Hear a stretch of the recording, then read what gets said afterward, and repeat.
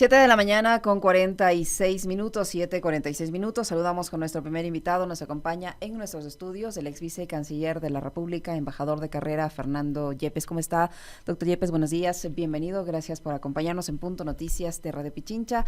Estamos con usted, Alexis Moncayo, quien le habla, Licenia Espinel. El vicecanciller de la República renunció. El Ecuador está en medio de un conflicto ya ahora diplomático con Rusia a raíz de la decisión del gobierno del presidente Daniel Noboa de acceder a este acuerdo con los Estados Unidos para el intercambio de lo que el Ecuador califica chatarra y Rusia armamento que ha entregado y que tiene sus condiciones para ser devuelto de alguna manera, y que nos tiene ahora mismo en un conflicto también comercial con la prohibición de exportación de un sector del bananero y de los claveles. ¿Cómo se sale de esta situación desde el ámbito diplomático? ¿Cómo llegamos a este punto? ¿Hay aún una salida que permita que se normalicen las relaciones tanto diplomáticas como comerciales con Rusia? Muy buenos días a todos y todas. Buenos días, Licenia. Buenos días, Alexis. Mil gracias por la gentil invitación.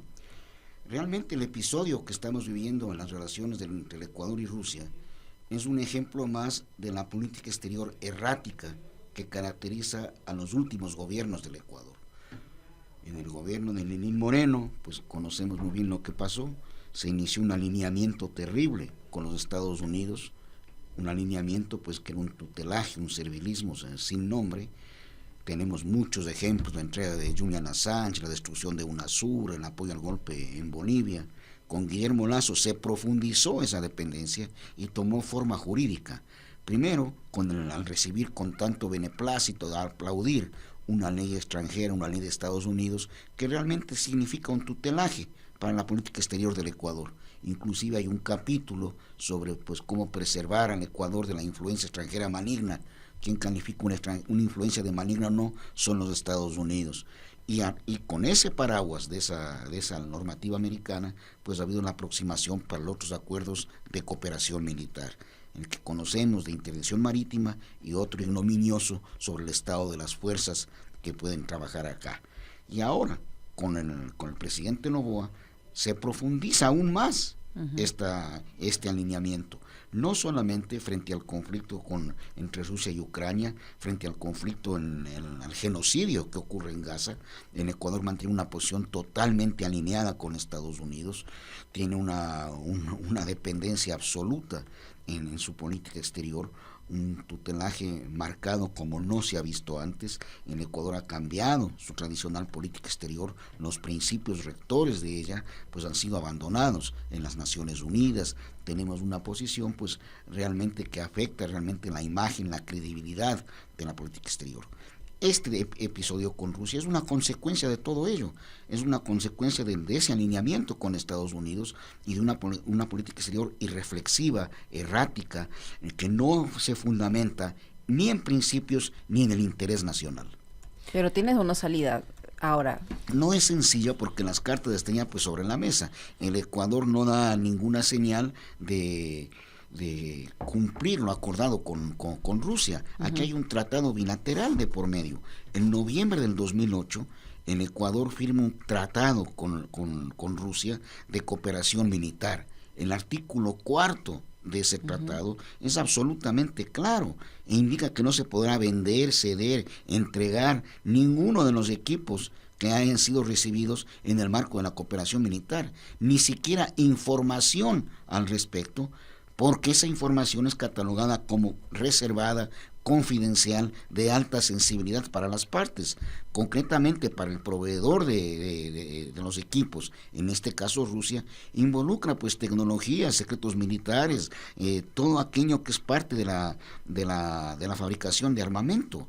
Y más aún en este caso, en Ecuador no solamente que incumple ese artículo del tratado, sino que entrega el armamento a una potencia que públicamente dice que va a entregar a un país que esté en conflicto abierto con Rusia.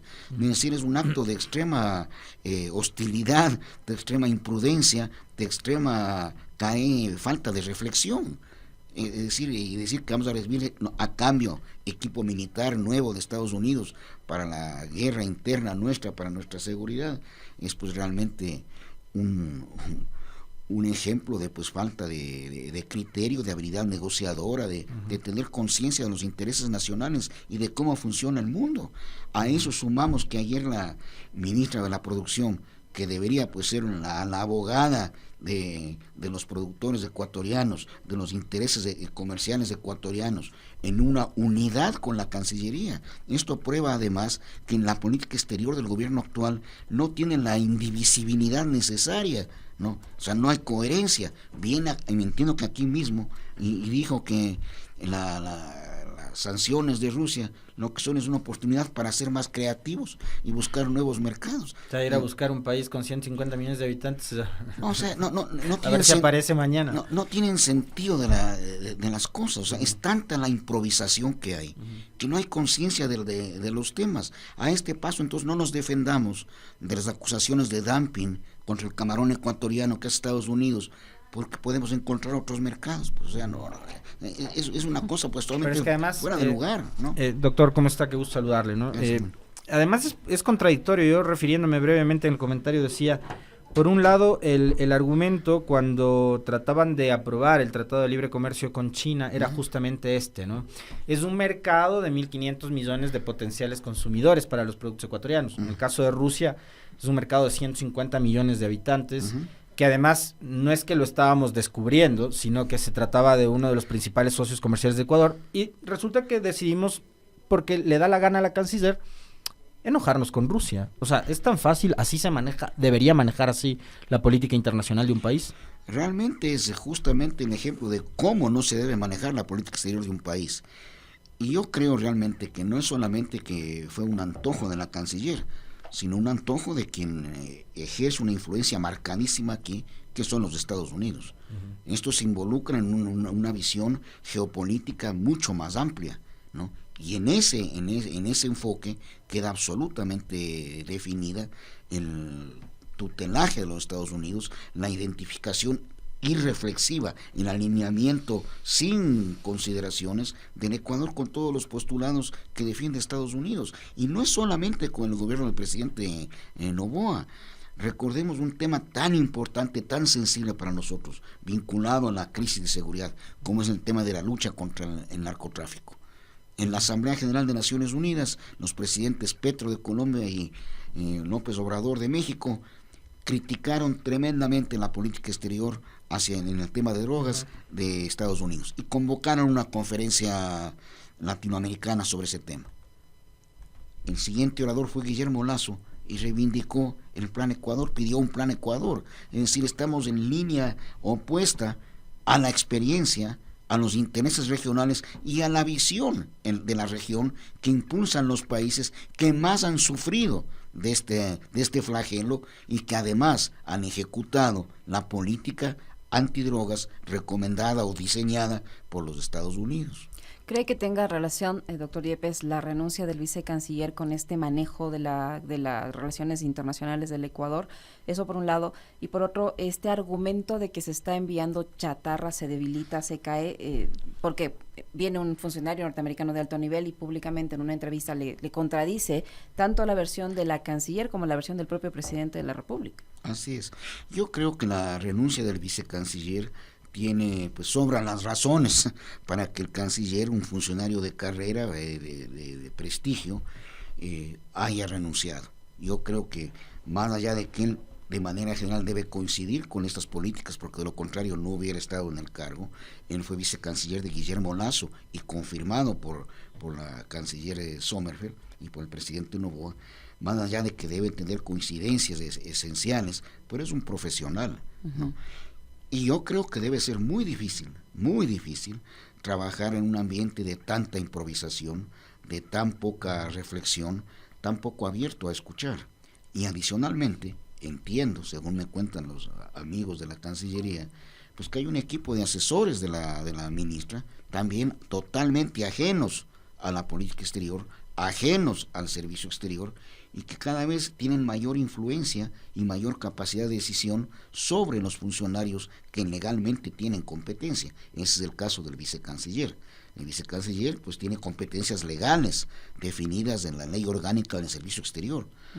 Y si eso, pues de eso se hace tabla rasa, es muy difícil permanecer en el cargo.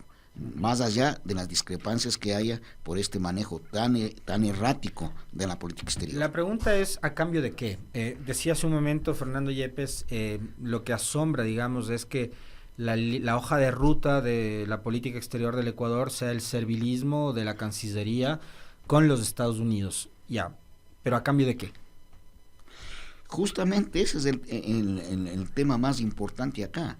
La primera obligación de la política exterior, de quien ejecuta la política exterior, es defender los intereses nacionales y tiene que hacerlo de acuerdo con los mandatos de la Constitución. Es el primer norte. Aquí hay un servilismo total, creyendo que de esa manera pues vamos a estar bajo el paraguas protector de los Estados Unidos, que nos van a dar pues toda la cooperación en seguridad, la cooperación que necesitamos, que nos van a dar pues mayores facilidades para ingreso al mercado de los Estados Unidos de nuestros productos, que nos van a ayudar a los organismos multilaterales. Todo es lo que se cree ingenuamente. Pero fíjese Fernando, tenemos tratado de libre comercio con China. Tenemos tratado de libre comercio con la Unión Europea. Teníamos una apertura comercial muy interesante con Rusia. Pero con los Estados Unidos, ¿cuánto se ha avanzado en un tratado de libre comercio? Nada, que se supone que es el mejor socio, el principal, etcétera. Los Estados Unidos cambió su enfoque sobre los tratados de libre comercio. Los Estados Unidos ya no promueve tratados de libre comercio, a pesar de que ha sido beneficiario directo de muchos de ellos.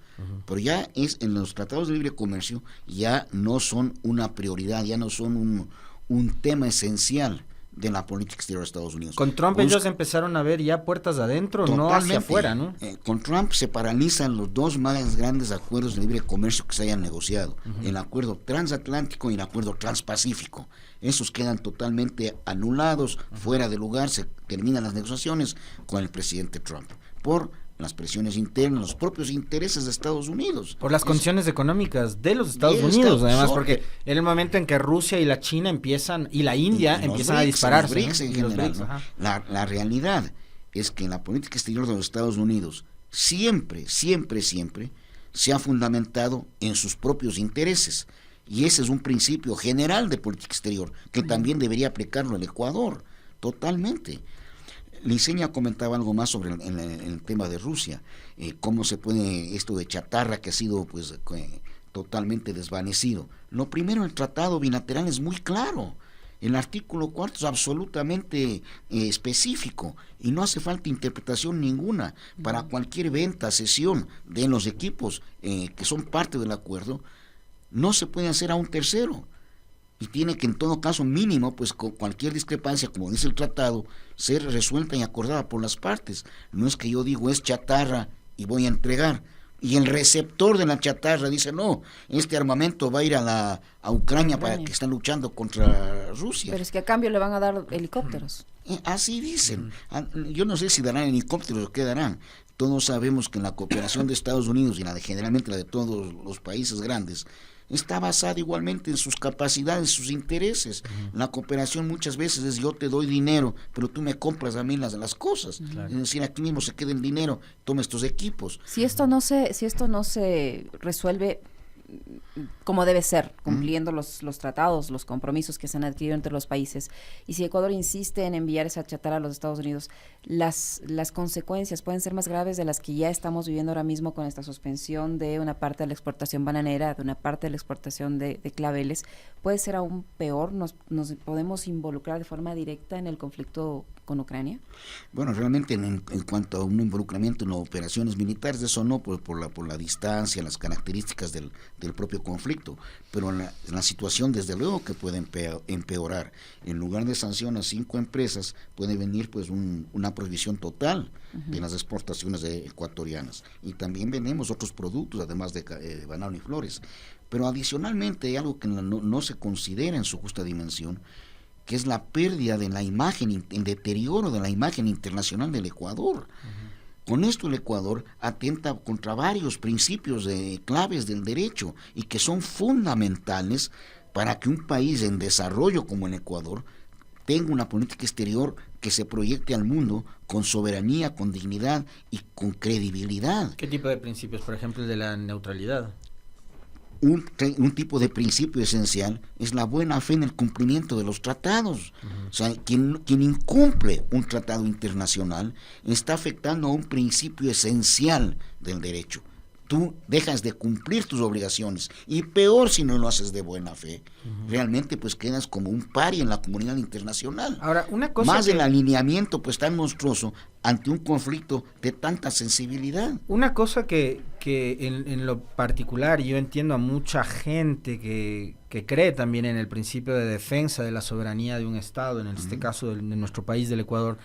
Una cosa que nos chocó y que nos cayó mal a mí, yo me imagino que al doctor Yepes de igual manera, habrá sido ver justamente esa entrevista que mencionaba hace un momento Liceña, de un funcionario de los Estados Unidos, por muy secretario adjunto que sea para el hemisferio occidental, lo que sea, por muy asesor de seguridad que sea de Biden, pero que un funcionario de un gobierno extranjero venga en un medio de comunicación y empiece a hablar sobre las decisiones y la política de seguridad del Ecuador, resulta chocante. O sea, ¿qué pasa con las autoridades del gobierno?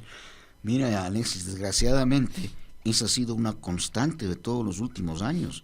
No solamente un alto funcionario que visite el Ecuador, sino las propias actuaciones del embajador de los Estados Unidos en nuestro país. Así es. Él ha hablado públicamente de todo, ¿no? Y tiene micrófono abierto y dice abiertamente temas que son propios de la jurisdicción de la soberanía nacional.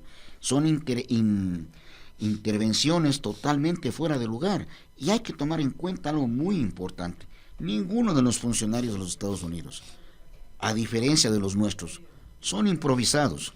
Ellos saben perfectamente bien lo que hacen. Y hacen valer su conocimiento y la gigantesca influencia de su país frente a interlocutores como los nuestros, que son incapaces de formular una réplica, que son incapaces de contrastar una opinión. Aunque ahora mismo Estados Unidos tenga al frente un presidente al que le cuesta hilar una oración razonada, una oración con profundidad, porque lo de Biden creo que no debería preocuparles únicamente a los estadounidenses, sino debería preocuparle al mundo entero lo que está pasando con el presidente Biden. Así es, el deterioro evidente en la salud del presidente Biden es un motivo de preocupación para Estados Unidos y para el mundo, pero más allá de quien ejerce la presidencia de los Estados Unidos, justamente ahí viene la institucionalidad de todos los Estados Unidos, que es el establishment político que funciona a cabalidad. Y sobre todo, Estados Unidos siempre será Estados Unidos por lo que significa en el mundo, por su poderío. Con el presidente Trump también tuvimos una suerte de degradación de la política, de la institucionalidad. Ustedes recordarán que en el propio Departamento de Estado, creo que nombró los secretarios adjuntos, lo que aquí llamamos subsecretarios, al año. Es decir, fue un terremoto dentro de un establishment político ordenado, la presidencia de Trump.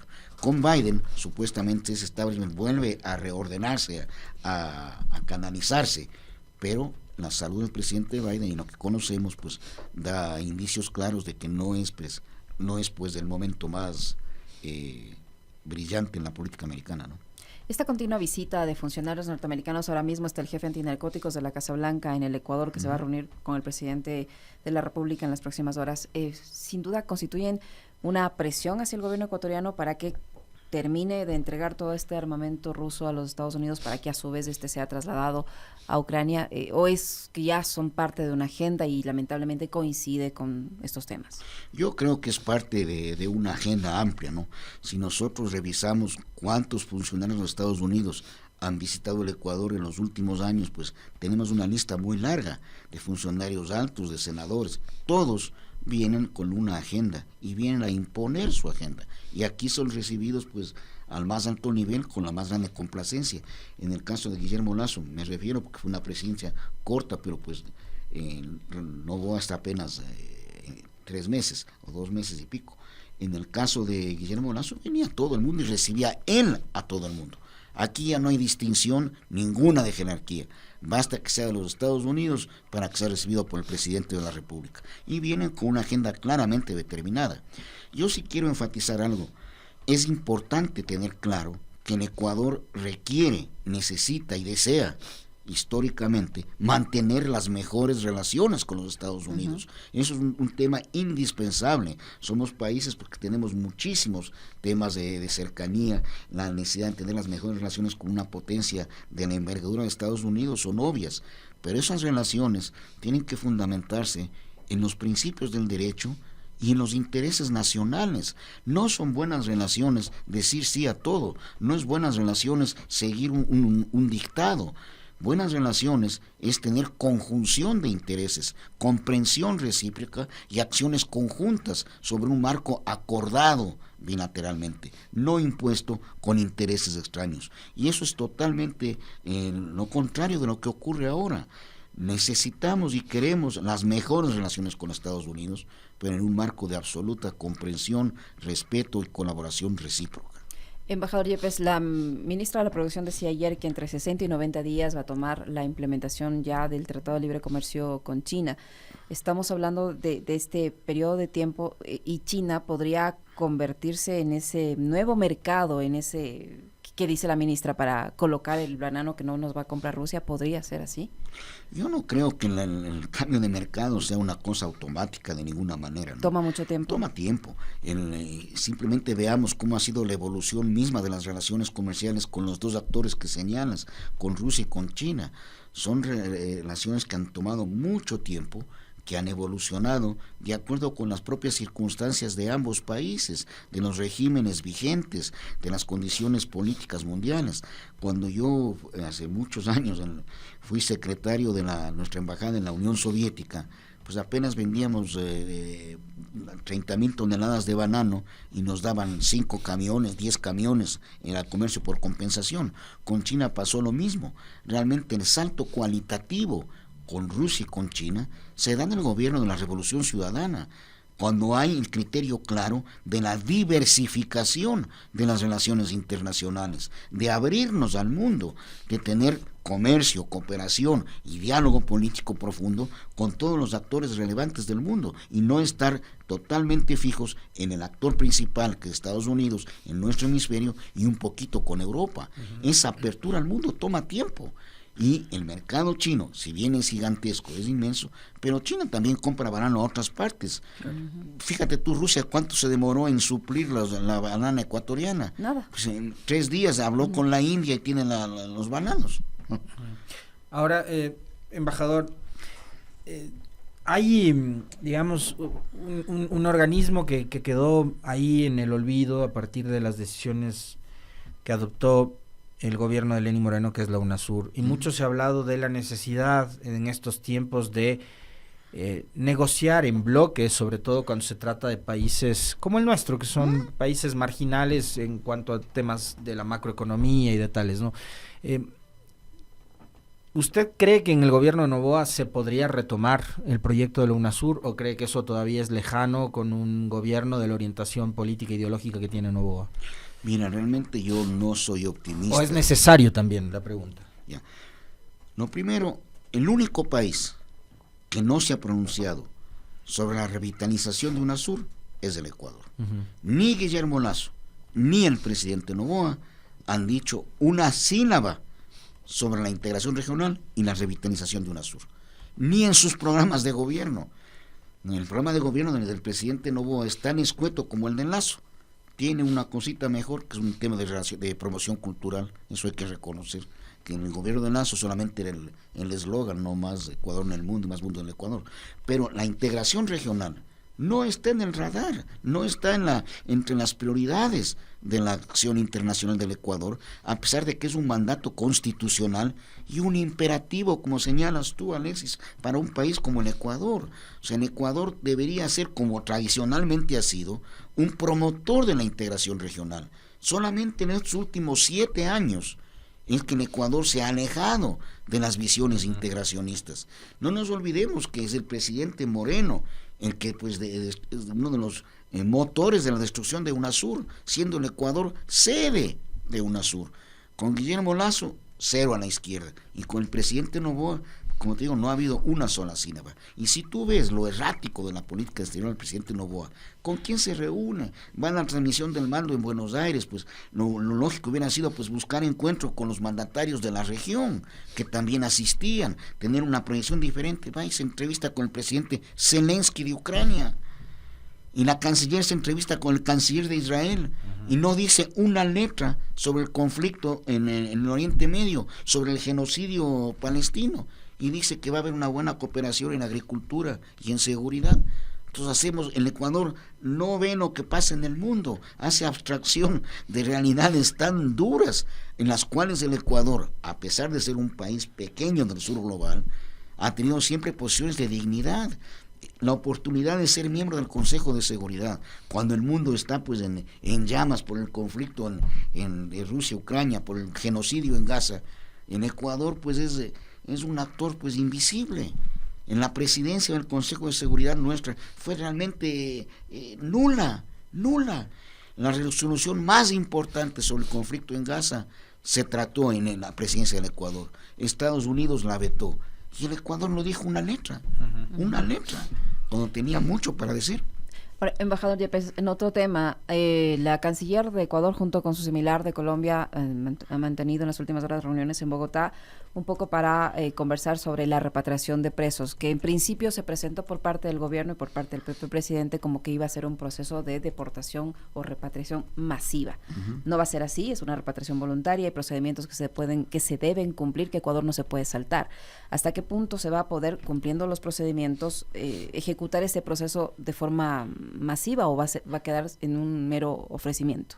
Bueno, yo creo que los ofrecimientos iniciales, las declaraciones que se hacen aquí, son justamente producto del poco conocimiento que hay, de la improvisación en el manejo de los temas. Con Colombia, por ejemplo, ahí entiendo que un convenio bilateral, entiendo que hay una reglamentación a ese convenio bilateral, y además hay normas internacionales como el Acuerdo de Estrasburgo que trascienden el marco estrictamente bilateral, pero en este caso pues tienen que cumplirse la normativa, no puede ser una repatriación masiva, y entiendo yo que en el tema de repatriaciones concurre también la voluntad del reo. No, o sea, no es que se lo puede decir, bueno, te vas a cumplir allá. Él ha sido condenado acá y ese traspaso tiene que ser procedimientos, y entiendo que también la voluntad del reo. O sea, no es que los van a poner en un bus y dejarlos en la frontera, como dijo el presidente. No es tan sencillo. Yo recuerdo que las declaraciones iniciales del presidente Noboa, y creo que de la ministra del Interior, no estoy seguro si fue ella o no, fueron comentadas por el procurador colombiano, que él sí hizo referencia al tratado bilateral existente, al hecho pues que tiene que ser analizado caso por caso. Si tú tomas un bus de presos aquí y les dices, les voy a deportar, les pongo en la frontera, ¿qué hacen los colombianos? ¿No es cierto? Muchos no tendrán condenas allá, entonces serán libres, pues quedan absolutamente sin cumplir su pena, ¿no? Otros que sí tengan condenas ya, lo que hay que hacer es el ejecutar el convenio para el cumplimiento de penas en el país de origen, o que sería Colombia en este caso. Todo eso debe estar, como estoy seguro que está, regulado en el tratado bilateral y en su reglamento de ejecución. Y en lo que tiene que ver con esta pregunta que se va a plantear en la consulta popular de la extradición, ¿cómo se aplicará si es que obtiene obviamente el favor del pueblo, el pronunciamiento mayoritario en esta consulta? Pues creo que ya se preguntó eso en una ocasión anterior y muy reciente, ¿no?, sobre la extradición. Y yo personalmente no soy favorable a la extradición de nacionales, de acuerdo con nuestro principio constitucional de toda la vida. La extradición de nacionales no opera. Pero si se consulta al pueblo y el pueblo pues opina que al lugar esa extradición, pues habrá que considerar. Yo no soy partidario de ello, no creo que solucione los temas de fondo de seguridad. Pongámonos a ver cuántos ecuatorianos son requeridos realmente por la justicia extranjera, ¿no? Para que haya extradición tiene que haber un proceso judicial en el que haya sido condenado el ecuatoriano en el extranjero, y eso no ocurre. ¿Cuántos casos hay pues que No, o sea, es una bola de humo lo que se vende. Creen que con eso vamos a mejorar. No, no es así. Aquí la mejoría realmente vendrá cuando haya políticas públicas de fondo orientadas a la seguridad y al desarrollo. Si no se atacan las causas esenciales para la descomposición social, pues no habrá mejoría ninguna. La represión simple es eso, represión. ¿No? Muchísimas gracias, doctor Yepes, muy gentil por acompañarnos. Muy amable. Doctor. Mil gracias, Liceña, Alexis. El embajador Fernando Yepes, ex vicecanciller de la República, que ha estado con nosotros, 8:15.